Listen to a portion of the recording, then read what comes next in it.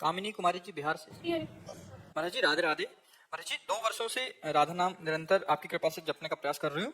महाराज जी मेरे पति के अलावा इस दुनिया में मेरा कोई नहीं है। पति को सर्वस्व मानकर आपकी आज्ञा में चलने से भगवत प्राप्ति हो जाएगी। पति में भगवान भाव देखो, पति में भगवान देखो, क्योंकि पति टिकाऊ चीज नहीं है। क्यों? शाम हो कि ना हो, ईमानदारी की बात है। हम लोग ऐसे संशयपूर्ण जगह में रह रहे हैं, नाम है मृत्यु लोक। कब कौन सा खेल हो जाए पता नहीं, कल मिले कि ना मिले हम लोग क्या पता चले। अरे लोग नाचते नाचते मर गए, नहीं मर जाते? तो यदि हम सर्वस्व पति के शरीर को मानेंगे तो गड़बड़ हो जाएगा। सर्वस्व परम पति भगवान जो उसमें बैठे हैं उसको मानेंगे तो मंगल हो जाएगा। अगर हम केवल शरीर आसक्त हैं तो शरीर आसक्त तो कोई पुत्र में आसक्त, कोई पत्नी में, कोई पिता में, कोई माता में, कोई पत्नी, नाना प्रकार, सबका कल्याण हो जाना चाहिए। पति को भगवान मानकर और भगवत भजन करते हुए पति की आराधना करने से भगवान की प्राप्ति हो जाएगी। देखो, जब हम एक पत्थर में आकार देते हैं और मान लेते हैं मेरा भगवान है, तो उसकी पूजा करने से भगवान की प्राप्ति हो जाती है ना। तो हम पति को यदि हम भगवान मानकर पूजा करें तो भगवान की प्राप्ति होने में क्या संशय है, पक्का हो जाएगी। विकास गर्ग जी दिल्ली से। राधे राधे। महाराज जी गुरुदेव, हम इस लायक तो नहीं कि आपके सम्मुख खड़े भी हो सकते हैं, लेकिन कारण ही दीनों पर दया करने वाले श्री जी ने पता नहीं कृपा की और आपके दर्शन हुए। प्रभु, एक बार आपने कहा था कि जो यहाँ आपके साधक सेवा में हैं उनको आप खेल खेल में ही निकुंज ले जाएंगे, परंतु हम जैसे गृहस्थी लोग जिनमें कोई भी गुण नहीं है, मन से आपका और श्री जी के आश्रित है, तो क्या ये सौभाग्य के पात्र हम भी बनेंगे? हम मन से अगर आश्रय है और नाम जब कर रहे हो तो आप हमारे ही हो, इसमें कोई अंतर नहीं। आप दीक्षा लिए हो या ना लिए हो, दीक्षा से इससे कोई संबंध नहीं, इसमें भाव से संबंध है। यदि आप हमारे शास्त्र आज्ञा का पालन करते हो और नाम जप करते हो तो आपकी भी वही सदगति होगी जो इनकी होगी। पास और दूर ये व्यवहारिक वचन है। अगर आप 1000 किलोमीटर दूर से हमारा चिंतन कर रहे हैं तो हमारे पास ही है, और बिल्कुल समीप बैठा हुआ संसार का चिंतन कर रहा है तो हमसे दूर है, वो पास नहीं माना जाएगा। बहुत हजारों कोस दूर बैठा हुआ तन्मय है, वो पास माना जाएगा। पास बैठा हुआ विमुख है, वो पास नहीं माना जाएगा। तो नाम जप करो और आज्ञा का पालन करो। नैना सच्चा देवा जी। श्री हरिवंश। महाराज जी, महाराज जी अज्ञानता में मुझसे बहुत पाप हुए हैं। जब से आप जीवन में आए हैं मैं अपने दोषों को निकाल रही हूँ और भगवत मार्ग पर चलने का प्रयास कर रही हूँ। महाराज जी स्थिति अब ऐसी हो गई है कि मैं अत्यधिक सोचने लग गई हूँ। कमरे में मच्छर के लिए वो अगर लगाते तो सोचते मच्छर मर जाएंगे, इसलिए नहीं लगाना। नीचे देख के चलती हूँ ताकि चींटी ना मर जाए। महाराज जी मैं इतना ज्यादा सोचने लग गई हूँ कि मतलब बहुत ज्यादा। उसे अच्छा है, कोई गलत नहीं है, ये कोई गलत नहीं है। ये विचार करना ही चाहिए और विवेक भक्त में जागृत ही होता है। हम अपने बचाने के लिए मच्छरदानी लगा सकते हैं, लेकिन मच्छरों को मारने का प्रयोग क्यों करें? हम देख देख करके चले, भगवान ने हमें नेत्र दिया, इतना भारी शरीर किसी छोटे जीव पे पड़ जाएगा और मर जाएगा, तो देख देख के तो चलना है। ये विचार कोई निंदनीय नहीं है। अगर निंदनीय विचारों में आप डूबती तो निषेध हो जाता, लेकिन ये निषेध नहीं है, तो विचार करना ही चाहिए। इतना तक विचार होता है, मतलब आप तो व्यक्त करके बता रहे। अब बाथरूम में स्नान करने गए, अब 2-3 चींटी टहल रही, अब नहाएंगे वो पूरा नाले में बह के जाएंगे, तो अंगुली गीली की और चींटी को फंसाया, गीली अंगुली में चिपक जाएगी ना, और बाहर जाकर उसे से छोड़ा। तीनों चींटी पहले हटाओ। तो अब भक्त और संसारी पुरुष में तो यही अंतर होगा। अब कई बार ऐसा हुआ कि वो चींटियों का दल है, फूल झाड़ू लाके पूरा उनको दूर, क्योंकि उनको तो ज्ञान है नहीं को बाथरूम में कहा है आपकी बड़ी टोटी खुली जो सब बहकर नाली में सब मर जाएंगे। तो इतना ज्ञान तो भक्त को, इतनी सोच तो भक्त को करनी ही चाहिए, इसमें कोई निषेध नहीं। पारस कोहली जी नई दिल्ली से। महाराज जी आपके चरणों में कोटि कोटि प्रणाम। महाराज जी सुख और दुख एक ही गाड़ी के 2 पहिए हैं। मेरा प्रश्न है कि वो कौन सा सुख स्वर्ग में है जो धरती पे नहीं है, और वो कौन सा दुख नरक में मिलता है जो धरती पे नहीं है?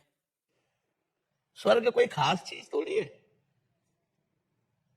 स्वर्ग के देवराज इंद्र है ना मालिक, त्रिभुवनपति है। गौतम ऋषि महात्मा की पत्नी के साथ गंदा आचरण करने के लिए व्याकुल हो गए, तो किया, तो कोई खास बात स्वर्ग है क्या? अगर उन अप्सराओं का भोक्ता इंद्र मृत्यु लोक की किसी ऋषि की पत्नी के साथ गलत करने का विचार करके गलत कर दिया, तो इसका मतलब स्वर्ग में वो सुख नहीं है। जिस सुख की प्राप्ति के बाद कोई चाह नहीं रह जाती, वो भगवान है। स्वर्ग भी एक नकली है, असली नहीं है। स्वर्ग का सुख भी नकली है। यहाँ तक कि आप ब्रह्म स्तंभ पर्यंतम सर्वम मायामयम जगत सत्यम सत्यम पुनः सत्यम हरे नाम केवलम, तिनके से लेकर ब्रह्मलोक तक सब माया में है। माया माने झूठा, माने दिखावटी, दिखावा कुछ और है और अंदर में, अब जैसे पूरा जीवन हो गया हर सुख भोगते हुए, अब आपके पास क्या है? आपसे पूछा जाए कि आपके पास क्या है, तो फिर वही लालसा है, वही कामना है भोगने की, और कुछ चल रही है। तो झूठा ही खेल चल रहा है माया का। तो ना स्वर्ग में कोई सुख है और न मृत्यु लोक में कोई सुख है। अगर वास्तविक सुख है जिसे कहते हैं, वो परमात्मा में है। जैसे केवट भगवान के चरण धो रहा है, बाद में भगवान ने अंगूठी दी सीता जी की, तो क्या कह रहा है? अब कछुनाथ न चाहिए मोरे। जब ये निकल जाए हृदय में कि जो मैं चाहता था वो मिल गया, आप कुछ नहीं चाहिए, वो केवल भगवान में ही निकलेगा और कहीं नहीं निकलेगा। लाखों कामनाएं और उत्पन्न हो जाएंगी, कोई कभी तृप्त नहीं होता। तो न स्वर्ग में सुख है, न पृथ्वी में सुख है, सुख है तो भगवान में है, जो आनंद सिंधु सुख राशि। पक्की बात समझ ले। हम इसीलिए पहला उदाहरण दिया त्रिभुवनपति देवराज का, कि सब पूरे स्वर्ग का मालिक होकर एक मृत्यु लोक के गौतम ऋषि की पत्नी अहिल्या के साथ गलत आचरण किया। कितना निंदनीय विषय। तभी साप भी मिला था, 1000 भगदारी हो जा। इसीलिए कहीं सुख नहीं, सुख है तो भगवान के नाम में है, भगवान के रूप में, भगवान के चरणों में। ओम प्रकाश गर्ग जी, मध्य प्रदेश से। राधे राधे। महाराज जी, आपके चरणों में कोटि कोटि प्रणाम। महाराज जी, क्या पूर्ण रूप से मृत्यु का भय खत्म हो जाना, किसी चीज को पाने की इच्छा अर्थात संसार की भौतिक सुविधाओं की चाह मिट जाना और श्री जी से मिलने की व्याकुलता का तीव्र गति से बढ़ना, यही शरणागति का उच्चतम स्तर है क्या? महाराज जी, संशय निवृत्ति कीजिए। जीव की बंधन की श्रृंखला है देहाभिमान, जो अपने स्वरूप का विस्मरण होकर हम देह भाव में स्थित हो गए हैं, स्त्री या पुरुष, ये अभिमान जो जागृत हो चुका है, मैं ये हूँ, यही जीव की पुनरपि जननम पुनरपि मरणम पुनरपि जननी जठरे शयनम, इससे बहुत बड़ा दोष हो गया। जीव चैतन्य घन सुख स्वरूप आनंद समुद्र है, स्वयं परमात्मा स्वरूप है, पर वो सुख की खोज करने के लिए शरीरों की तरफ बढ़ गया, इंद्रियों की विलासिता की तरफ बढ़ गया, अपने स्वरूप को भूल गया। भोगैश्वर्य प्रसक्ता नाम तयापहृत चेतसाम व्यवसायत्मिका बुद्धि समाधून विधीयते। जो भोग और ऐश्वर्य में सुख कर लिया, जिसका चित्त अपहृत हो गया, चाहे शरीर का भोग हो, चाहे वस्तु का भोग हो, और धन वैभव मान प्रतिष्ठा अच्छा लगने लगा, मारा गया, वो मारा गया, माया के प्रवाह में वो बह गया। और ये प्रवाह ऐसा है कि बिना गुरु कृपा के रुकता नहीं है। गुरु कृपा ही केवलम। जिसने गुरुदेव की शरण ले ली और गुरुदेव के द्वारा ज्ञान तिमिरांधस्य ज्ञानांजन शलाकया चक्षुरुन्मीलितम मेन तस्मै श्री गुरुवे नमः, जो अज्ञान का नाश करके ज्ञान का प्रकाश कर देते हैं, तब हमारा ये माया का प्रवाह रुकता है। तो हमारी चित्त वृत्ति भोगों में आसक्त हो गई है। हमारा ज्ञान मलिन होकर के इस बात का हो गया कि मैं स्त्री हूं, मैं पुरुष हूं। यही हमारी दुर्गति का कारण है। मुख्य मूल कारण जो है ना, संस्कृति मूल सूल प्रद नाना सकल शोकदायक अभिमाना। संस्कृति का मूल और समस्त दुखों को देने वाला यह देहाभिमान है, जो हम अपने चैतन्य घन स्वरूप को भूलकर पांच भौतिक देह में अपनापन इतना कर लिए कि मैं पुरुष हूं, मैं स्त्री हूं।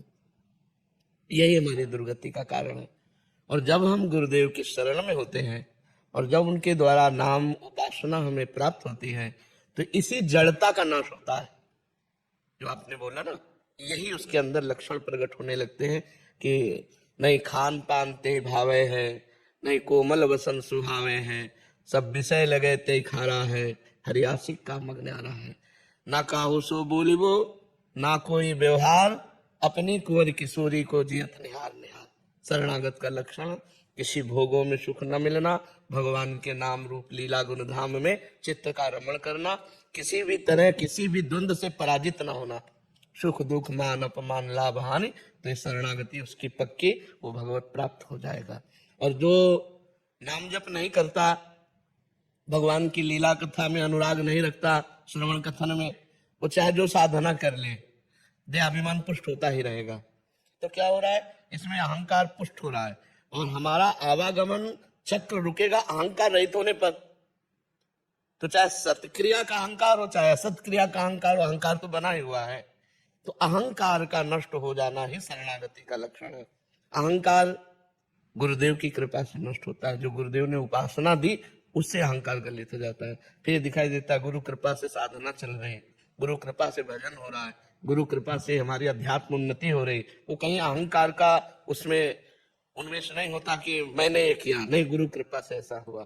तो गुरु कृपा का जिसको आश्रय मिल गया है, प्रिया प्रीतम की शरणागति हो गई है, उसमें लक्षण होते हैं। क्या बोला था लक्षण? महाराज जी ये कह रहे हैं कि ये महाराज जी व्याकुलता श्री जी से मिलने की तीव्र इच्छा, संसार की भौतिक सुविधाओं की चाह मिट जाना, पूर्ण रूप से मृत्यु का भय खत्म हो जाना। हाँ, बिल्कुल, बहुत सुंदर, बहुत शोध करके वाक्य लिखे आप। मैं पृथ्वी का सबसे पापी आदमी हूँ, मेरा क्या होगा बाबा? नहीं, इसमें अब अपने पूर्व को नहीं सोचते, अब अपने अग्रिम को सोचते हैं। हम प्रिया प्रीतम नहीं, इसमें यह सोचना है, अब हम प्रिया प्रीतम की शरण में हैं। अब लो नसानी, अब ना नशे हो। अब तक जो हुआ वो भगवान की माया के प्रभाव से हमसे गलतियां हो गई। अब हम भगवान की शरण में हैं। अब हम खूब नाम जप करें। नाम जप करते हो? खूब नाम जप करो। हाँ, खूब नाम जप करो। नाम जप से ही परमानंद की अनुभूति है। गौरव जी स्कॉटलैंड से। राधे राधे। राधे राधे महाराज जी। महाराज जी मैं बाहर से आया हूँ, मैं वहाँ चिकित्सक हूँ, ठाकुर रामकृष्ण और माँ शारदा जी के आश्रित हूँ। जितना हो सकता है मैं धर्म का जीवन व्यतीत करने का कोशिश करता हूँ। धर्म किसे कहते हैं? धर्म का जीवन तो हम तब व्यतीत करें जब धर्म को हम जाने। धर्म किसे कहते हैं? नाम जप करना और भक्ति। धर्म का जो स्वरूप है, तस्मात् शास्त्रम प्रमाणन्ते कार्याकार्यो व्यवस्थितो। शास्त्र जिसे कहता है करो वो धर्म है, और शास्त्र जिसे कहता है ना करो उसे अधर्म कहते हैं। जो भगवत सन्मुख ले जाने वाले कार्य हैं, जैसे हमारे गृहस्थ जीवन में पाणी ग्रहण हो गया है तो केवल पत्नी के प्रति भाव रखना, अन्य जगह भाव रखना अधर्म है, अपनी पत्नी में भाव रखना धर्म है। धर्म के द्वारा कमाया हुआ धन हमारी अध्यात्म उन्नति करेगा, अधर्म के द्वारा कमाया हुआ धन हमें अध्यात्म भ्रष्ट कर देगा। तो हमको धर्म से चलना है। शास्त्र सम्मत, संत सम्मत जीवन धर्म में जीवन होता है जी। महाराज जी कह रहे हैं कि कभी कभी ऐसा लगता है कि मैं दूसरों से ज्यादा धर्म अवलंबन कर रहा हूँ, तो इसमें ये गलत है। अहंकार हो जाता है। हाँ, ये गलत है। अगर ये बात हटी नहीं तो धर्म का कोई लाभ नहीं मिला। दूसरों में भगवत बुद्धि करने से। हम सेवक चराचर स्वामी का रूप, सिय राम में सब जग जानी, करो प्रणाम जोरी जुग पानी। दूसरे जीव नहीं है, दूसरे शिव हैं, जीव तो केवल मैं हूं। हमारी भक्ति तभी पुष्ट होती है जब हमारे अंदर ये भाव आता है, सो अनन्य गति जाके असमति न टरे हनुमंत, मैं सेवक सचराचर रूप स्वामी भगवंत। चराचर जगत हमारा इष्ट रूप है, मैं सेवक हूं। तो अभिमान ही नहीं आएगा। धर्म का पालन करने का मतलब है कि हमारे हृदय में दैन्य भाव आ जाए। प्रणादपि सुनी चेन तरोरी सहिष्णुना अमानिना मान देना। अपने को तृण से भी नीच समझना, वृक्ष के समान सहनशील बनना, दूसरों को मान देना, स्वयं अमानी रहना, ये भगवत मार्ग के लक्षण है। तो अगर ये बात आ गई कि मैं सर्वश्रेष्ठ, तो गिरे ही हुए ही हो, मतलब एक मिनट नहीं लगेंगे, अध्यात्म में नहीं टिक सकते, भ्रष्ट हो जाओगे। अहंकार का नाश हो जाता है। तो ये तो अहंकार है ही ना। जब दूसरे में लगे कि ये कम धर्मात्मा, तो उसी समय सोचो नहीं नहीं, इसमें परमात्मा है, स्वप्न के अंदर परमात्मा विराजमान है, मैं परमात्मा का दास हूं, तो मैं तो सेवक हुआ है, स्वामी हुए, तो अहंकार कभी होगा नहीं। ठीक है ना। कोई भी संप्रदाय हो, कोई भी मार्ग हो, अगर अहंकार है किसी भी बात का तो उसका पतन निश्चित है। इसलिए अहंकार त्याग करके परमार्थ का यात्री बने। तो वही हम फिर कह रहे हैं, जो भी तुम्हारे अंदर है वो किसी महापुरुष की कृपा से है। आप ऐसा सोचो ना, जैसे आपने कहा स्वामी श्री रामकृष्ण परमहंस जी, तो उनकी कृपा देखो ना, कि अगर मेरे में कुछ भी धर्म है तो रामकृष्ण परमहंस जी की कृपा से है। तो उनकी दी हुई वस्तु मेरी थोड़ी है, तो मैं अहंकार क्यों करूं? अहंकार तो तब करूं जब मेरी उपज हो। ये तो मेरे गुरु की कृपा है, ये तो आचार्य की कृपा है, ये तो महापुरुष की कृपा है। तो उसमें तुम्हें दैन्यता आएगी, और ऐसे नीचे देखोगे तो अहंकार आ जाएगा, और अहंकार आ जाएगा तो निश्चित पतन हो जाएगा। बड़े बड़े महापुरुषों को अहंकार का स्फुरण होते ही पतन का मुख देखना पड़ा है। जो बड़ी स्थिति के हुए हैं, अगर थोड़ा भी अहंकार आ गया, भगवान को द्वेष है अहंकार से, और यही दरबार दीन को आदर रीति सदा चले आई। दैन्यता से प्रीति है और अहंकार से द्वेष है। दैन्यता पूर्वक सुदामा के टूटे हुए तंदुल चबाने में महाराज को जो सुख मिल रहा है, अहंकार पूर्वक दुर्योधन सब व्यवस्था किए हुए हैं, भगवान ने आंख उठा के नहीं देखा। सबरी के जो बेर खाने में राम जी को आनंद मिल रहा है, वो कहीं किसी अरब खरब पति के यहाँ भोग लगाते हुए भगवान को नहीं देखा गया। सबरी मैया के बेर भगवान दैन्य, यही दरबार दीन को आदर रीति सदा चले आई। जैसे हम बहुत अच्छा भोग बनावे ठाकुर जी के लिए, मक्खी मर के गिर जाए उसमें तो भोग लायक नहीं रह जाता, ऐसे कितनी भी बढ़िया साधना हो, अहंकार आ जाए तो वो भगवान के लायक नहीं रहती, भगवत प्राप्ति के योग्य नहीं रहती। जैसे आपने कोई वस्तु दी, आपने 50 जगह उसको गा दिया या गर्व है कि मैंने वस्तु दी, वो वस्तु भगवान स्वीकार नहीं करते। जब वस्तु दी और आपको रोना आ जाए कि मेरे ऊपर कितनी कृपा है, मुझ अधम की ये वस्तु स्वीकार कर ली, ओहो आज तो मेरे अहो भाग्य। अब वो बात, तो हमारे द्वारा जो धर्म होता है, जो दान होता है, जो कर्म होता है, उसमें अहंकार नहीं आना चाहिए। यदि अहंकार आ गया तो फिर सब बात बिगड़ जाएगी। एक दिन वीर शिवाजी ने जाकर स्वामी समर्थ गुरु रामदास जी से कहा, स्वामी जी आपकी कृपा से अकाल पड़ा था, एक भी आदमी भूखा नहीं रहने दिया, पूरा खजाना। तो उनका चलो हमारे साथ चलो। एक घन लिया, घन वो तोड़ने के काम में आता है, पीटने के काम में आता है, हाँ वो हथौड़े से बड़ा डबल होता है। तो एक विशाल पत्थर था, बोले इसमें मारो, पत्थर मारा, तोड़ा, थोड़ी मिट्टी हटाई तो उसके नीचे एक मेढक बड़े आराम से स्वस्थ बैठा था। बोले शिवू इसको पवाया क्या? नहीं। तो बोले जो चराचर का पालन करता है वही तुम्हारे अंदर प्रेरित करके पालन करवाया, तुम अहंकार व्यर्थ मत करो, तुमने इसको पवाया? बोले नहीं, मैं तो इसको जानता भी नहीं था। तो जो चराचर का पोषण कर रहा है वही सबका भरण पोषण कर रहा है। भगवान ने अगर आपको योग्यता दी है कि आप चार को सुख पहुंचा सके तो उसमें धन्यवाद मनाओ भगवान का कि वो पैसा व्यभिचार में नहीं गया, वो पार्टी शराब पार्टी में नहीं गया, वो किसी का नाश कराने के लिए नहीं खर्चा हुआ, वो दूसरों के सुख के लिए खर्चा करवाया। इसलिए भगवान को धन्यवाद। तो दियम वस्तु गोविंदम तो बेमेव समर्पय, आपकी दी वस्तु आपको दे रहे, धन्यवाद है, आपने हमारे जीवन को सत्कर्म में लगा दिया, धर्म में लगा दिया। अहंकार पतन का कारण है। बड़ी बड़ी जगह देखा गया जहां अहंकार आया वहां उसका पतन हो गया। शुभ्रा सोनी जी भोपाल से। श्री हरिवंश महाराज जी, संतोष और संयम की रेखा क्या है? अपने जीवन में संतोष और संयम कहां तक रखना चाहिए? संतोष रखने की चीज नहीं होती, वो एक स्थिति होती है।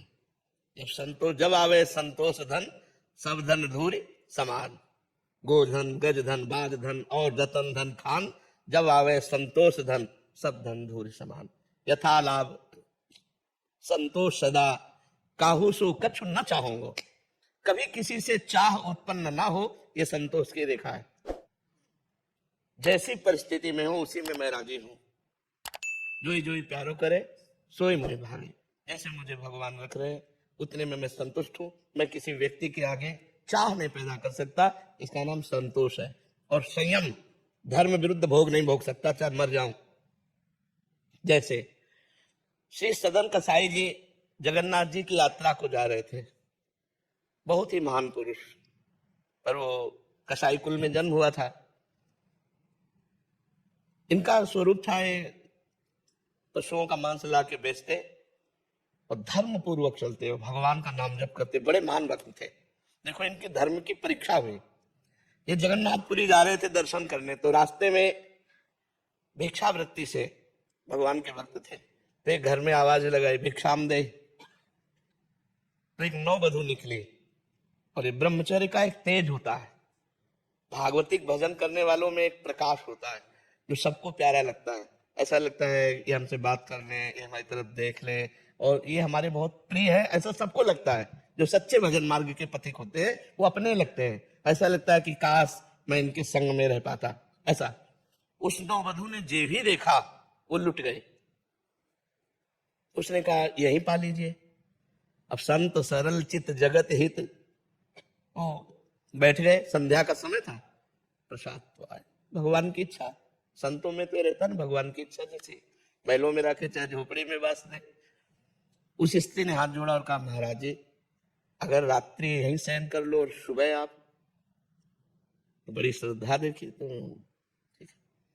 अब रात्रि में जब शयन की स्थिति में तब वो आकर अपनी काम वेदना प्रकट की, तो उनका, देवी आपके पति है, आप ऐसी चेष्टा करते हैं।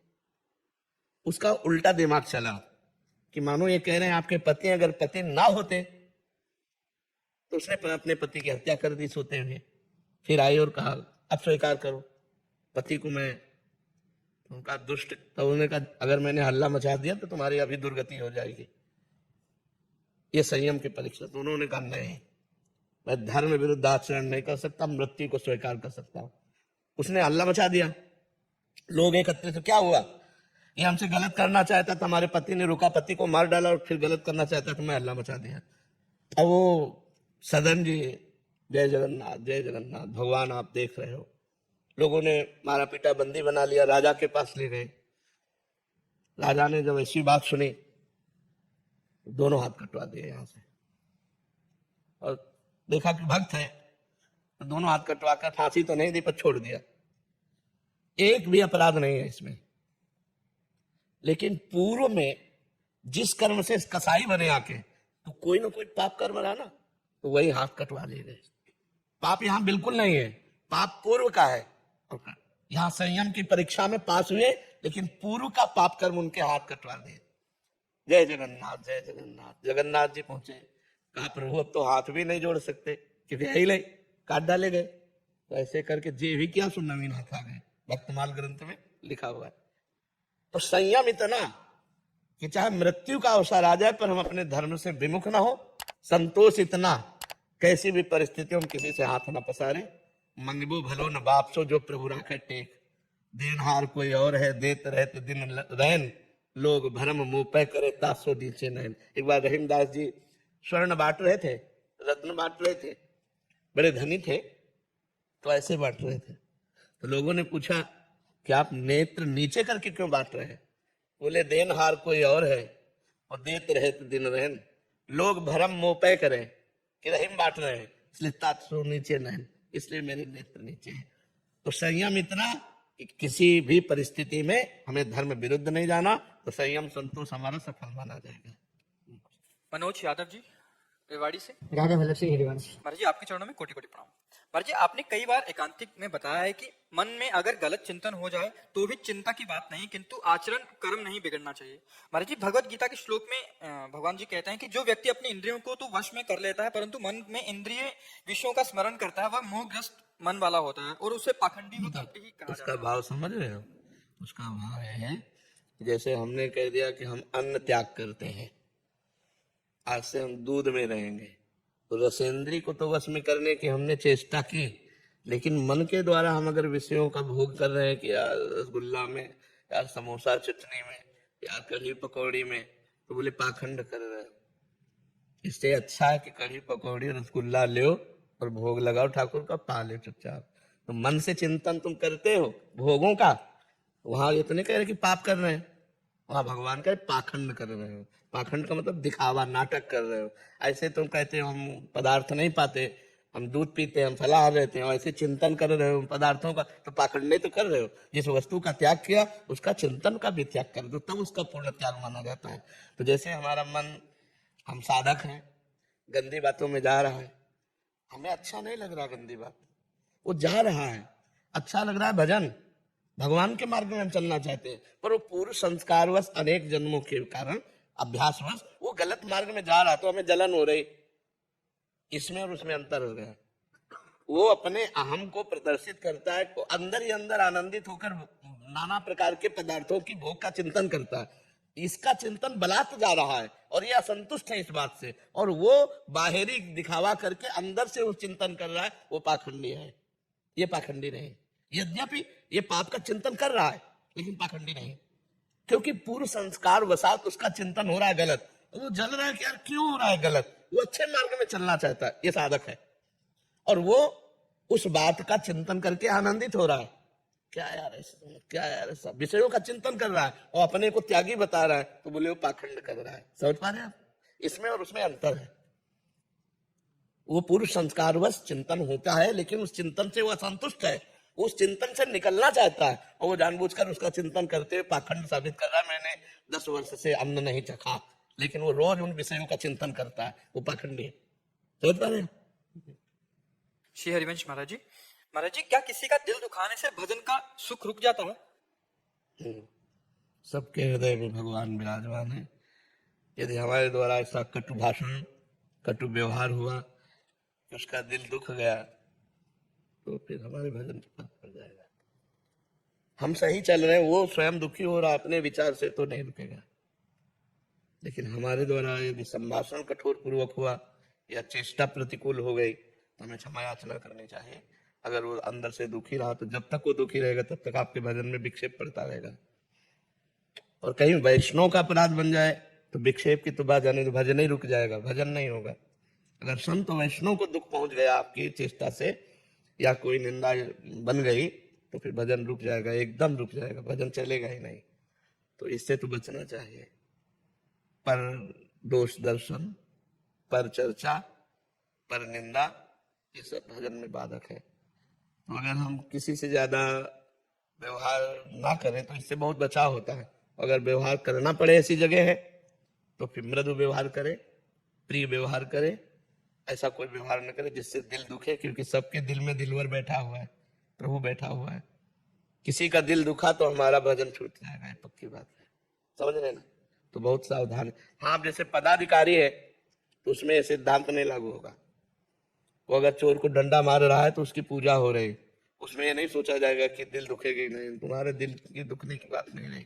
तो आप कोई पदाधिकारी हो तो बात अलग है। अपने अधिकार के अंदर, जैसे टीचर है, अब वो थोड़ी देखेगा बच्चे का दिल दुखता है कि नहीं दिखता, वो अपने सही नियम के अनुसार चलेगा। आपको पाठ कर, ये याद करना है, आपको लिखना, नहीं लिखते हो वो शासन करेगा। जैसे पिता पुत्र की तरफ थोड़ी देखेगा देश का दिल दुखेगा कि नहीं दुखेगा, नहीं, तुम्हें संयम पूर्वक चलना होगा, तुम्हें धर्म से चलना होगा। तो कुछ ऐसे अधिकार हैं जिन अधिकारों में ये नहीं देखा जाता, बकाया ये देखा जाता है। समझ रहे हैं? महाराज जी कह रहे थे कि विवाह से पहले बहुत अच्छा भजन होता था और उसके बाद थोड़ा कम हो गया क्योंकि पत्नी और उनके माता पिता को थोड़ा गलत कह दिया था और ऐसा नहीं, फिर भी ऐसा नहीं होता। चक्रवर्ती सम्राट महाराज अम्बरीश जी, पूरा राज्य शासन, नवीन नवीन रानियां, परिवार, सब भगवान विराजमान है सब में। वहां तो एक ही पत्नी होगी, उनके तो बहुत सी पत्नियां थी। तो पत्नी में भी भगवान का भाव कीजिए, क्योंकि बिना भगवान के कोई शरीर संचलित ही नहीं हो सकता। सब में ईश्वर विराजमान, तो पत्नी में भी तो विराजमान, उसे प्यार करो, कटु वचन क्यों कहो? माता पिता तो भगवत स्वरूप है, उनसे हम क्यों लड़ाई झगड़ा करें? हमको अपना सुधार करना चाहिए। ठीक है, नाम जप करो और सुधार करो। और अब जिनसे कटु वचन बोले हैं तो इतना प्यार करो कि क्षमा हो जाए। माता पिता, उनसे क्षमा मांग लीजिए, क्योंकि पत्नी एक मित्रवत अर्धांगिनी, हमारा हृदय, ये हम ऐसा व्यवहार करें कि अपने आप को क्षमा कर दे। फिर से शुरू हो जाएगा वैसे ही। हाँ, बिल्कुल शुरू हो जाएगा। आप देखना ऐसा करके, अगर आप शीघ्र चाहते हो तो पत्नी से भी क्षमा मांग लो और माता पिता से भी क्षमा मांग लो कि आगे से मैं ऐसी गलती नहीं करूंगा। तो देखोगे आपके हृदय में आनंद आएगा और बदल चल पड़ेगा। अगर अपराध बन जाए तो भगवान पत्नी के भीतर हृदय में बैठे हैं, भगवान सबके हृदय में बैठेंगे। दीपांशु जी सोनीपत हरियाणा। राधा वल्लभ श्री हरिवंश महाराज। महाराज जी आपके चरणों में कोटि कोटि प्रणाम। महाराज जी किन किन लक्षणों के बाद ही विरक्त मार्ग अपनाना चाहिए ताकि कोई मरकट वैराग्य में निर्णय ना ले और घर से ना भागे? पहली बात, 3 बातें हैं जो हमारे परमार्थ को मिटिया मेट कर देते हैं। पहला है काम भोग, कंचन, कामनी, कीर्ति। 3 बातें कहेंगे तो सबसे पहला साधक के जीवन में काम भोग आता है।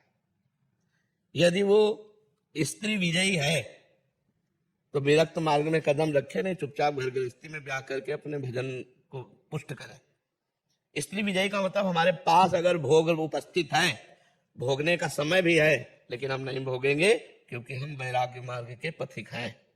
इतनी दम हो, बांध लगोटा बचा के इंदे कभी न देखा पर नारी, धर्म के टुकड़े खाकर भैया चढ़ी बदन पे तैयारी। तो परमार्थ में कदम रखना चाहिए, नहीं रखना चाहिए। तो जब ये स्थिति हमारे अंदर आ जाए कि पराई माता बहन अगर हमारे पास भी बैठी हो तो भी हमारा मन गलत मार्ग में न जाए, तो वैराग्य का हिम्मत करे। दूसरी बात, अगर हमको भीख मांग के खाना पड़ रहा है और हमें भीख भी नहीं मिल रही है तो भी हमें रुपए का चिंतन नहीं होना चाहिए, धनी पुरुषों की चाटुकारिता नहीं होनी चाहिए। अगर ये है तो बाबागिरी आग लगे, वो किसी काम की बाबागिरी नहीं, जो धनियों के पीछे धन के लिए लालसा करके उनकी चाटुकारिता करे, वो बाबागिरी नहीं है। बाबा मंगबो भलो न बाप सो जो प्रभु राखे टेक, कंचन और कामिनी और फिर कीर्ति, मान प्रतिष्ठा की चाह रखना, ये परमार्थ से भ्रष्ट कर देती है। अगर तीन मोटी मोटी बातें समझ ले कि मुझे कंचन का मोह नहीं रखना, कामिनी से मोह नहीं रखना, मान प्रतिष्ठा से मोह नहीं रखना, रात दिन हर परिस्थिति को सहते हुए नाम जप करना है, तो बैरागी में चले, अन्यथा घर में रहकर भजन करे तो सदगति हो जाएगी। बाबा जी बनने पर पाप होए तो फिर और का, मान लो चोर है तो दंड मिलकर पवित्र हो सकता है, लेकिन पुलिस चोर बन जाए तो फिर वो विशेष दंड नहीं, क्योंकि तुम कानून के रखवाले होकर कानून का हतन कर रहे हो, इसलिए वो तो कानून का विरोधी है क्योंकि जानता नहीं है, और तुम तो कानून को जानते हो। ऐसे ही संसार का पापी जीव तो जानता नहीं धर्म को, तुम तो धर्मात्मा हो, बाबा जी उपदेष्टा हो, तुम विशेष पापी हो, विशेष दंड के अधिकारी हो। अगर कोई वेश रखकर पाप करे तो विशेष दंड का अधिकारी होता है। इसलिए भगवान का भजन करने के लिए दो मार्ग हैं, एक गृहस्थ मार्ग, एक विरक्त मार्ग। गृहस्थ मार्ग में आप जैसे हो अपने अनुसार चलते हुए, घर गृहस्थी का पालन करते हुए राधा राधा जप रहे हो, भूखे को भोजन पवा दिया, कभी किसी बीमार को औषधि दे दिया, बढ़िया भजन हो रहा है। बाबा जी बनकर दूसरी माता बहनों की तरफ गंदी दृष्टि रखना, सेठ की चाटुकारिता करना और अपने सम्मान के लिए नौटंकी नाटक करना, घोर नरक मिलेगा, पक्का समझ लो। ऐसा नहीं कि बाबा जी बन गए तो तुम्हारे लिए बीमार ही आएगा, नहीं। तो हरई शिष्य धन सो कना हरई, सो गुरु घोर नरक वहां पर है। जो शिष्य के धन का तो अपहरण कर रहा है, लेकिन शोक का अपहरण नहीं कर पाया, उसे परम पद नहीं दिला पाया, उस गुरु को नरक जाना पड़ता है। बाबा जी बनना बहुत खतरे में पड़ना है, कोई साधारण बात नहीं। हम कह रहे 50 वर्ष ब्रह्मचारी रहे और 5 मिनट गलती हो गई तो 50 वर्ष पर पानी फिर गया कि नहीं फिर गया। ये कोई छोटा मोटा गेम नहीं है, बहुत बड़ा गेम है। पूरी जिंदगी भर बिल्कुल लाइन पे चलना, लाइन से जरा से भी इधर गए कि मिट्टिया मेट हो गई। एक गलती में पूरे जीवन की तपस्या को मिट्टी में मिला करके 1 मिनट में साबित कर दिया जाएगा पाखंडी है, एक गलती में। यार जीवन में भजन के 5 मिनट गिर गया तो क्षमा करो, कोई क्षमा नहीं करेगा। पूरा विश्व, पूरा भारत ये बोल देगा पाखंडी है, नहीं बोल देगा। तो बाबागिरी बहुत कठिन है, सबसे ज्यादा अगर कठिन काम है तो बाबागिरी का है।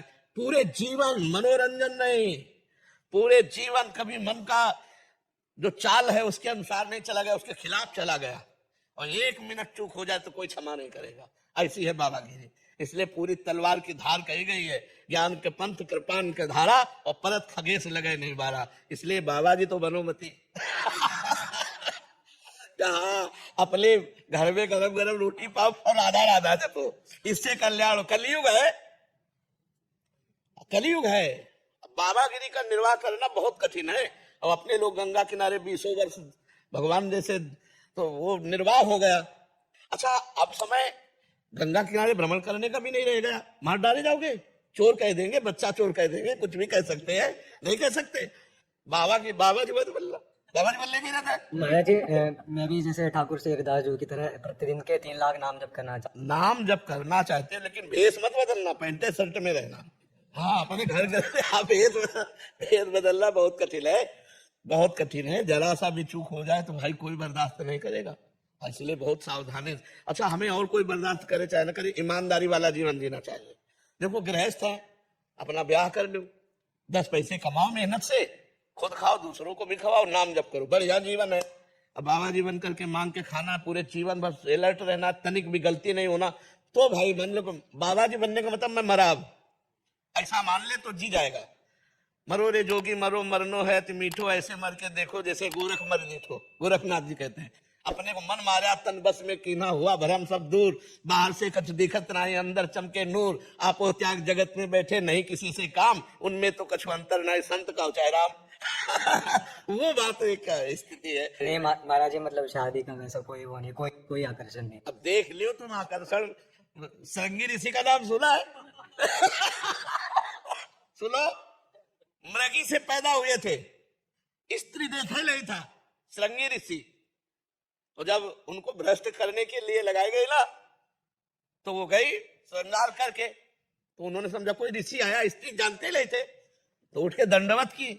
तो अब वो तो डर गई ना, वो लोग कहा ऋषि दंड, उनका हम नियम लिए हैं, दंडवत तुम्हारी स्वीकार नहीं करेंगे, तुम्हारे आसन पे नहीं बैठेंगे दिए हुए। एक ब्रह्म ऋषि के दिए हुए आसन पर कोई गंदी प्रवृत्ति वाला बैठ सकता है? और वो गलत भाव लेके गई थी। अब उन्होंने जब ऐसे देखा तो उन्होंने कहा ऋषि तुम्हारे केस कैसे कोमल कोमल है, हमारे केस महाभारत में लिखा है स्पर्श से, बोले ऋषि तुम्हारा स्पर्श बड़ा सुख प्रदान कर रहा है, आज तक हमारा हमारे पिता का स्पर्श इतना सुख प्रदान नहीं किया। अब वो कंदमूल फल लाए उनके लिए, तो उनका नहीं हमारा व्रत है, हम किसी का दिया नहीं पाते, आप ही हो। तो अंगूर की बनी हुई पिलाया, अब ब्रह्मांड घूमने लगा। अब इतने में सूचना मिली कि विवांडक ऋषि आ रहे हैं, तो भागी वो। तो ऐसे बैठे थे, उन्होंने कहा बेटा क्या हो गया? बोले मुझे उस ऋषि से मिला दो जिसके कोमल केस थे। ऐसा हाँ, तो मृगी से पैदा हुए थे, स्त्री नहीं देखा था, तो ब्याह हुआ और पूरा गृहस्थी धर्म को स्वीकार किया। तो आइए कि हमारा मन नहीं चलता, तो भैया हम उनकी बात कह रहे जिन्होंने स्त्री देखा नहीं, जिनकी माँ स्त्री नहीं थी, मृगी से पैदा हुए थे श्रृंगी ऋषि। माया बहुत विचित्र है। भगवान का नाम जप करो, उत्साह पूर्वक करो, लेकिन हम कह रहे कलिकाल है। भगवत प्राप्ति के लिए जो अब वैराग्य चाहिए वो नहीं रह गया। कोई घर ऐसे मुश्किल मिलना होगा जहां शराब न पी जाती हो, जहां मांस न खाया जाता हो। मतलब ये तो पवित्र धाम है। तब हम बात करें, जैसे अन्यत्र जो है भिक्षा लेने लायक नहीं रहेगा, यहाँ पवित्र धाम है। हमारा ब्रज क्षेत्र भगवान का स्वरूप है। अरे हमारे पवित्र धामों में तो इतना शासन हो जाना चाहिए कि यहाँ मांस मदिरा बिक्री नहीं होनी चाहिए। ये पवित्र धाम है। ब्रज 84 को यहाँ की रज में लोटो, चरणामृत पियो, ठाकुर दर्शन करो। अब हम उनके घरों में कैसे रोटी मांगे जिनके घर में मदिरापान होता है, जिनके घर में मांस भक्षण होता है। तो अब साधुता का निर्वाह करना बहुत कठिन है। अच्छा हम जिएंगे तो तुम्हारे दिए ही तो जिएंगे। आप विचार करो, अब पापी पुरुष हमको देगा, तुम्हारी बुद्धि पाप में होगी कि नहीं होगी? हम कहाँ जिएंगे? जिएंगे तो तुम्हारे बीच में। कहाँ खाएंगे? खाएंगे तो तुम्हारे बीच में, रहेंगे तो तुम्हारे बीच में, और तुम्हारे आचरण भ्रष्ट हो रहे हैं। तो हम जिएंगे, हम खाएंगे तो हमारी बुद्धि भी भ्रष्ट होगी। बाबा जी बनकर भगवत प्राप्ति करना बहुत कठिन, बहुत कठिन है, क्योंकि हम उसको देख रहे हैं। इसीलिए जितने बन गए वो बढ़िया है, आगे सोच समझ के बने। बहुत कठिन कलिकाल। निमरता बहुत है इंसान में। नम्रता ऐसे नहीं है, एक भी गलती हम बर्दाश्त नहीं करते। बाबा जी बने थे तो क्या सोच के बने थे?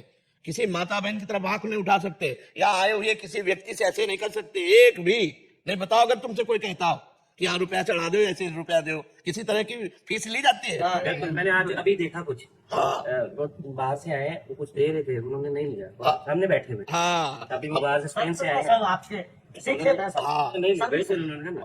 हाँ, यहाँ शासन का मतलब बिल्कुल ऐसा है। तो ये सब शिक्षा प्राप्त किए हुए हैं, इसीलिए चल रहे और चल रहे हैं, इसीलिए सब कोई बात मान रहा है। नहीं यही गलत करने लगे तो बोले चेला को तो संभाल नहीं पा रहे, कहने लगे ला लो। महाराज जी तो परसों आए थे जन्मोत्सव में, फिर महाराज जी का आदेश हुआ कि पुनः फिर दर्शन करने के लिए चलेंगे। यहाँ संपर्क बुलाया गया, तो सरकार तो हमारे मौन रहते हैं, तो आते आते हमको आज्ञा प्रदान किए कि आप जय जय के चरणों में प्रार्थना करेंगे कि जय जय के मुखारविंद से जो वाणी निकलेगी वो जनमानस के हृदय में प्रतिष्ठित होती है। ऐसी श्री जी की कृपा करना से तो सरकार पटिया वाले महाराज जी के शरणागत तो है। उधर हमने महाराज जी के दर्शन किए और दर्शन करते हुए केवल यही देखते रहे कि स्थिति कहाँ है महाराज जी की। ओठ फड़क रहे थे, निरंतर नाम चल रहा था, निरंतर नाम। बस पास में खड़े थे, आधा घंटा दर्शन करते हैं, निरंतर नाम की स्थिति। तो महापुरुषों से हमें शिक्षा मिलती है। हम जिन बड़े संतों के पास गए तो उनकी वृत्ति देखने की कोशिश करते थे, इनकी वृत्ति कहाँ है। अगर हमारा निरंतर चिंतन अपने इष्ट देव का हो रहा है तो सब ठीक है, सब ठीक है। इष्ट देव का चिंतन निरंतर नहीं हो रहा तो सब गड़बड़ है। सब साधन कर यह फल सुंदर, प्रभु पद पंकज प्रीति निरंतर। अगर हमारा जो इष्ट है, एक एक वृत्ति इष्टाकार है, हमने जीवन में एक ही बात पकड़ी है, एक भी श्वास, एक भी मिनट प्रभु से बिलक नहीं जाना चाहिए। बचपन से एक ही बात पकड़ी, गुरुदेव ने पकड़ा दी, एक भी मिनट व्यर्थ नहीं जाना चाहिए। तो हम जैसे आपसे बात कर रहे हैं तो आप पूछ सकते हैं इस समय नाम जब कैसे हो रहा है आपका, तो आपके मुखारविंद पर हम राधा लिख रहे हैं। हमारी एकाग्रता राधा नाम पर है और राधा नाम तुम्हारे मुखारविंद पे लिखा हुआ सामने, बात आपसे कर रहा हूं। और बात भागवतिक हो और नाम चिंतन हो। अब हमें कोई चिंता नहीं, चाहे अभी प्राण निकल जाए तो हम अपने इष्ट में हैं, इष्ट से बिलग नहीं है। इष्टाकार वृत्ति महापुरुषों में देखिए।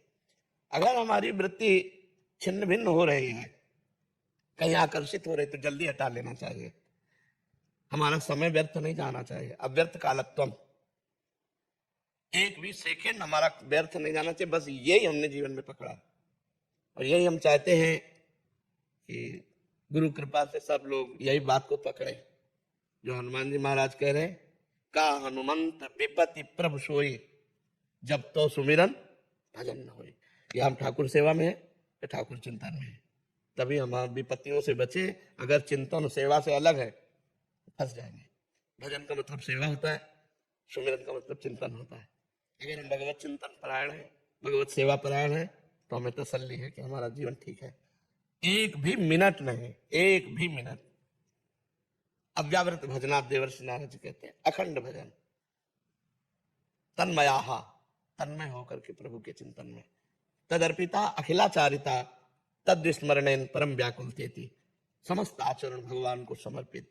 ये शरीर भगवान की धरोहर है, इसके द्वारा कोई भी ऐसा आचरण न हो जिसमें मैं भोगता हूं। नहीं, मेरे प्रभु ये दास है, प्रभु का संपूर्ण समर्पण चित्त। तो एक भी व्यक्ति मैं सुख वाली नहीं होनी चाहिए। जोई जोई प्यारो करे सोई मन भावे, जीव जो राखत हो त्यो रहियत हो हरि। और निरंतर भगवत स्मरण, भगवत स्मरण छूटे ऐसे बड़े से बड़े शुभ कर्म का भी त्याग कर देना चाहिए। जो कुजोग ज्ञान अज्ञानु, जहाने राम प्रेम परधानु, सो सब धर्म कर्म जरि जाओ, जहां राम पद पंकज भाव।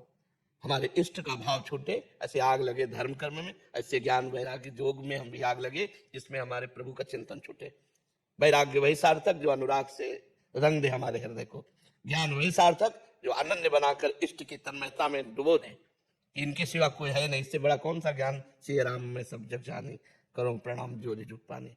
बस निरंतर भगवत चिंतन यही जीवन की सार्थकता है, यही महापुरुषों से इतना प्रभाव। महापुरुष जिस आसन पर बैठ गए वो आसन सिद्ध हो गया, वो आसन मनोकामना पूर्ण करने वाला हो गया। जैसे वो पटिया, वो देव रूप हो गई, भगवत स्वरूप हो गई, जो कामना करो उसकी पूर्ति करने वाली हो गई। क्यों? क्योंकि उसमें बैठकर नाम जप हुआ है। नाम जप का इतना बड़ा प्रभाव आप विचार करके देखो। संतों के वस्त्र, संतों की पादुका, संतों का आसन क्यों परम पूजनीय हो जाता है? क्योंकि वो नाम जप करते हैं। तो तुम नाम जप करो, भगवान के दासत्व के मार्ग में चले। तो हमारा एक ही नियम है, एक मिनट हम विस्मरण नहीं होने देंगे बस।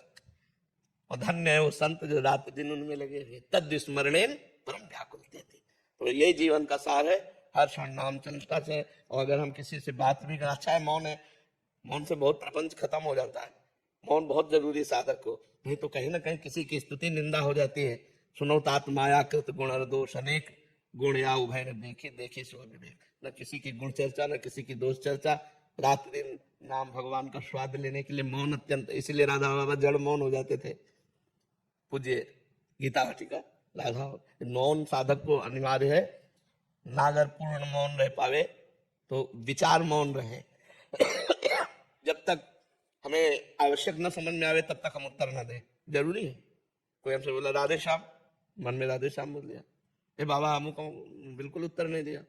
विद्वान होते हुए भी मूर्खों जैसा आचरण करे, विद्वान होते हुए भी मूर्खों जैसा जड़वत आचरण करे। शास्त्र आदेश करता है संसार प्रपंच तुम्हें छू न पावे, रात दिन प्रभु के चिंतन। बोले लोक कल्याण कैसे होगा? यहाँ तो लोक का कल्याण होना है। जड़ चेतन जग जीवनत सकल राम में जान। कल्याण हमारा सिर्फ होना है, लोक का कल्याण नहीं है। लोक तो कल्याण स्वरूप भगवान का स्वरूप है। सर्वम खलमिदम नाम, खूब नाम जप, निरंतर नाम जप। सेवक हम, स्वामी पूरा संसार, दास हम, स्वामी पूरा संसार। कल्याण सिर्फ मेरा होना है, सारा संसार कल्याण स्वरूप भगवत स्वरूप। ऐसे साधना में चला जाए तो बहुत जल्दी लाभ प्राप्त हो जाए। अभी मेरी जिज्ञासा ये है कि मेरे गुरुदेव भगवान परम धाम को चले गए, उनके प्रति मेरा इतना मोह रहा कि जब वो थे तब भी वो कहते थे कि बेटा गुरु शरीर नहीं होता है, जो मंत्र दिया है उसी का जाप। हाँ, मूल बात है। जी जी जी। अंतिम समय जब उनको होश आया तो मेरे सामने थे और उन्होंने कहा कि बेटा मैं 2 बात कह रहा हूँ आपसे कि समय का ध्यान रखना, समय को पकड़े रहना। सुख और संपत्ति तो एक व्यवस्था है, आती जाती रहती है, लेकिन समय को मत छोड़ देना। वो समय जो भजन करने का है वो नहीं छोड़ना चाहिए। उनके आदेश के अनुसार महाराज जी जितना हो सकता है उतना हम करते हैं, जितना बता के गए हैं, प्रयास करते हैं कि रात को 2 बजे उठ के करें। फिर भी मन में बड़ी विकलता रहती है महाराज, और तसल्ली नहीं होती। जब तक निरंतरता नहीं आएगी, पातंजलि जी ने अपने सूत्र में कहा, सातु दीर्घकाल निरंतर सत्कार से भी तो दृढ़ भूमि। जो गुरु मंत्र या नाम मिला है वो निरंतर होना चाहिए और सत्कार पूर्वक होना चाहिए। तो हमें लगता है कि आपके पास समय तो है ही, जब आप कहीं भाषण दे रहे हैं इसके सिवा मौन है, और मौन जब है उस समय नाम जप कर रहे हैं, उस समय मंत्र जप कर रहे हैं, आपको निश्चित तसल्ली मिल जाएगी अगर आप समय बढ़ा दें तो। महाराज जी गाड़ी में पूरी जितना सफर करती हूँ मैं, 800-900 किलोमीटर का सफर हो जाता है जी जी 2-2 दिन में, जी जी। तो बराबर बहुत। हाँ उसी को। और देखो अब धीरे धीरे एक वो समय आने वाला है जिसमें आप कुछ नहीं कर सकते। काल हर अवयव अंगों को, हर इंद्रियों को शिथिल कर देता है। तो अभी अगर अभ्यास बन गया भजन का तो उस समय भी भजन होगा, नहीं फिर यही संसार का चिंतन बना रहेगा। पूर्व भजन और पुण्य से आज मंत्री बने हैं आप। अब कल अगर हमारे कल के लिए नहीं है तपस्या और भजन तो हमारी उन्नति नहीं होगी। हमें पुनः मनुष्य शरीर मिले और पुनः हम भारत देश की सेवा करें, कोई ना कोई पद मिले, भारत देश की सेवा करें और भगवान का भजन करें। हमारी भक्ति मोक्ष नहीं चाहती, हमारी भक्ति यही चाहती है कि बार बार जन्म ले, अर्थ न धर्म न काम रुचि गति न चहो निर्वाण, जन्म जन्म रति राम पद या वरदान नान। यदि भक्त कोई मंत्री होगा तो समाज का बहुत सुधार होगा, समाज का परम मंगल होगा। और अभक्त कोई मंत्री होगा तो समाज का शोषण करेगा। तो अगर भगवान के भजन करने वाले लोग हमारे भारत के पदाधिकारी बने तो हमारे भारत की जनता को बड़ा सुख मिल जाएगा, क्योंकि वो परहित की भावना रखते हैं। और जो जनता के चुने हुए पदों पर बैठ करके शोषण वृत्ति करते हैं उनसे तो मंगल होने वाला है नहीं। जो भगवान का नाम जप करते हैं, जो संतों से जुड़े, जो अपने समाज को बच्चा की तरह मानते हैं, जैसे अपना बेटा वैसे प्रजा, उसका पालन पोषण करना वही हमारे राष्ट्र के लिए सुख कर है। तो हमें लगता है खूब भजन करो और ऐसा भजन हो कि अब हम पशु पक्षी न बने, अब हम अन्य योनियों में न जाएं। हमें अगर योनि मिले तो भगवान मनुष्य योनि दे, और हमें देश मिले तो भारत देश मिले, और सेवा मिले तो समाज की सेवा मिले। तो आप खूब नाम जपने का प्रयास कीजिए। आपके ऊपर कृपा है, कृपा ना होती तो संतों का संग न मिलता है। बात समझो, आप जिस पद पे हो उसी गुमान पे आप घूमती, संतों के पास आने की आपकी भावना नहीं होती। ये तो बड़ी कृपा है कि गर्व और गुमान जो दोष होते वो आप में नहीं है। एक सहज दन्यता है, एक सहज भावना आपके अंदर है। रुकता बनाए रखिएगा तो भजन करें, हाँ यही सार विषय है। तो की सेवा करें, गरीबों की सेवा। बिल्कुल यही सार बात है। कभी दृष्टि ना जाए ना किसी के धन की तरफ, कभी गलत धन हमारे यहाँ ना आए। बहुत सुंदर।